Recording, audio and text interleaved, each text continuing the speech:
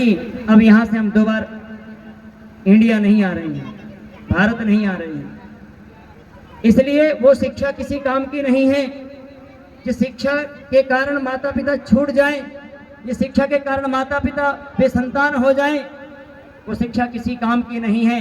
वह शिक्षा काम की है जिससे माता पिता का गौरव बढ़े, माता पिता का सम्मान बढ़े, हमारे देश का नाम रोशन हो, वह शिक्षा काम की है।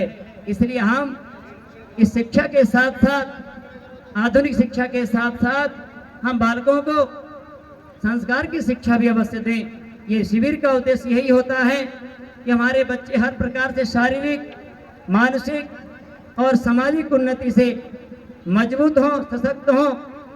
जिस देश के युवा जिस ओर चलते हैं, उस देश की आज़ादी उस तरफ चलती है।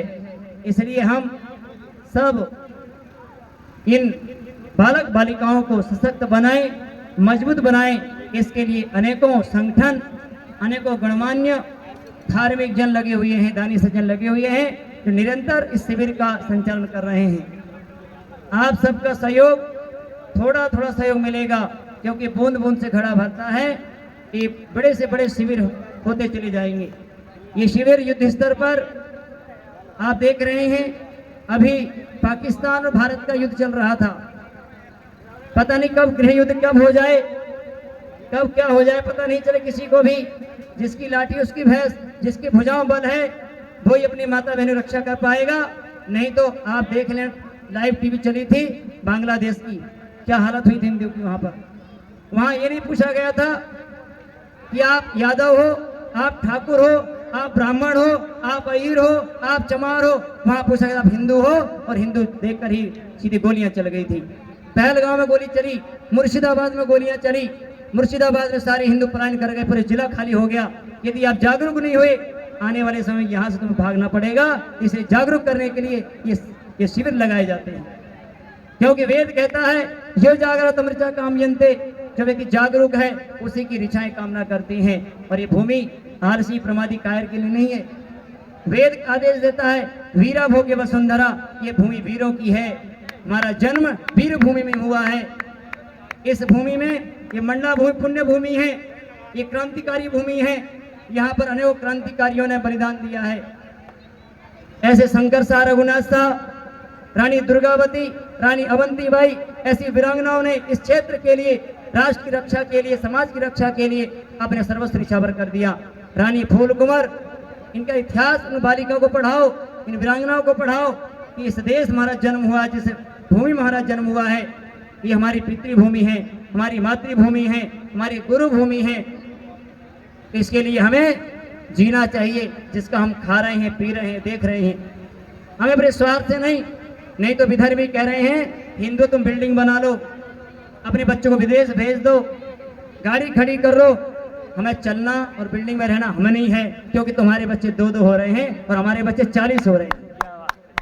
हमारे बच्चे 40 हो रहे हैं, तुम्हारे बच्चे 1 हो रहे हैं, और आने वाले समय में हमारी संख्या कम हो जाएगी। आज चाचा, ताऊ, फूफा, ये रिश्ता सब समाप्त होते चले जा रहे हैं, क्योंकि एक एक संतान परिवार में होगी। राष्ट्र का नियम था कि हम एक एक संतान इस देश के लिए दे। राजा का नियम था, कानून था, व्यवस्थाएं थी। एक संतान हर व्यक्ति को राष्ट्र के लिए देना होता था, हर व्यक्ति को वेद परंपरा को जीवित रखने के लिए देना होता था। परंतु आज दुनिया की स्वार्थी होती चली गई कि बस हमारा जीवन चल जाए, हमारा परिवार सुरक्षित है, पड़ोसी के साथ कुछ हो रहा उससे मतलब नहीं है। ये विचार आपके मन अंदर आ गया है। जब चूल्हे अलग अलग जलने लगे हैं तो शत्रु वार करेगा और आपको एक दिन नष्ट कर देगा। इसलिए सज्जनों, ये शिविर का हमारा उद्देश्य यही होता है कि हमारे बच्चे, आने वाली पीढ़ियां मजबूत हो जाएं, सशक्त हो जाएं। नहीं तो आप अपने आंखों के सामने देखेंगे जलती हुई दुनिया, राष्ट्र को देखेंगे कैसी स्थिति हमारी राष्ट्र की बन रही है। कोई बचाने वाला नहीं है, न कोई सरकार खड़ी होती वहां पर, न कोई शासन प्रशासन खड़ा होता है। यदि बच पाओगे तो जिसकी भुजाओं बल है वही बच पाएगा, वही राष्ट्र को बचा पाएगा। तो धर्म प्रेमी सज्जनों, ये शिविर का मैंने उद्देश्य बताया आपको। हमारा उद्देश्य है हमारी आने वाली पीढ़ियां सशक्त हो, मजबूत हो। जब हमारी पीढ़ियां मजबूत होगी तो हमारा राष्ट्र मजबूत होगा और हमारा देश विश्व गुरु की ओर अग्रसर होगा। मैं पवित्र आर्य जी से निवेदन करता हूँ शीघ्र मंच पर आ जाएं और ये कार्यक्रम का संचालन करें। शीघ्र सभी वीरांगनाएं सज्ज हो जाएंगी। ये शिविर गुरुकुल में यहाँ पर लगभग 100 से 110 विद्यार्थी प्रतिदिन यहाँ शिविर कैंप रहकर यहाँ शिक्षा ग्रहण कर रहे थे। और रानी अवंतीबाई स्कूल कन्या छात्रावास में वहां से 75 से 80 बालिकाएं वीरांगनाएं वहां शस्त्र शास्त्र का प्रशिक्षण ले रही थी। तीसरा जो हमारा शिविर था पॉलिटेक्निक कॉलेज मंडला, जहां पर मध्य प्रदेश से बेटियां हैं, वहां पर भी ये शिविर संचालन हो रहा था। 3 स्थानों पर एक साथ शिविर प्रारंभ था और आज वीरांगनाएं आप देखिए किस प्रकार से बेटियों ने रात दिन मेहनत करके ये शिक्षा ग्रहण करी है। आप अचंभित मानेंगे, माता पिता कह रहे आचार्य जी हमारे बच्चे 8 बजे भी नहीं उठते थे और यहाँ गुरुकुल में बच्चे जब शिविर में आए तो बच्चे 4 बजे उठ रहे हैं। बड़ी धन्य की बात है। आपका वातावरण, आपका परिवेश इतना सुगम्य है, सुरम्य है कि हमारे बच्चे वहाँ 4 बजे उठकर दिनचर्या कर लेते हैं, कपड़े धो लेते हैं। नहीं तो हमारे बच्चे ऐसे आलसी प्रमादी हो गए थे कि सब काम उसको भोजन भी मुंह में खिलाना पड़ता था।